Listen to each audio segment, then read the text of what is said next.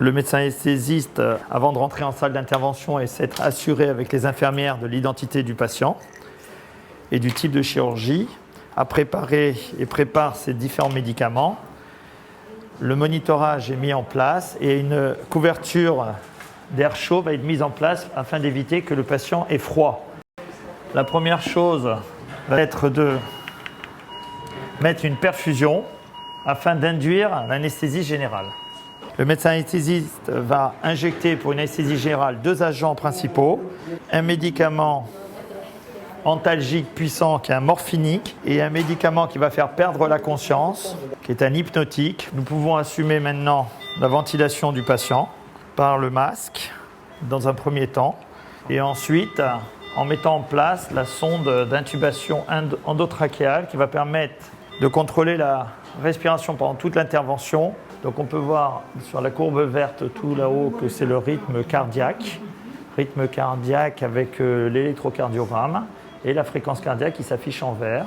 En dessous, nous avons un capteur qu'on met au bout du doigt qui correspond au capteur d'oxygène et qui permet de nous mesurer en continu le taux d'oxygène dans le sang.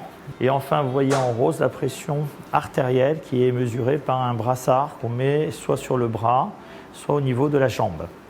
Donc à travers cette perfusion qui amène un soluté physiologique au patient à travers un petit cathéter intraveineux, on peut injecter pendant toute l'intervention les médicaments nécessaires tels que les antalgiques morphiniques.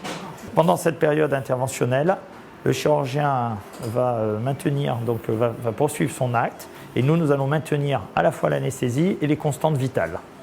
Le médecin anesthésiste remplit les différents médicaments qu'il a utilisés, couplés à l'enregistrement informatique des données des constantes vitales. Actuellement, nous sommes en fin d'intervention, ils sont en train de faire le pansement. On a arrêté les médicaments anesthésiants administrés et donc nous avons une cinétique de décroissance qui nous permet de savoir en combien de temps le patient va être éveillé. Et nous allons passer dans la phase post-opératoire en salle de surveillance post-interventionnelle où le patient va être surveillé pendant à peu près 1 heure.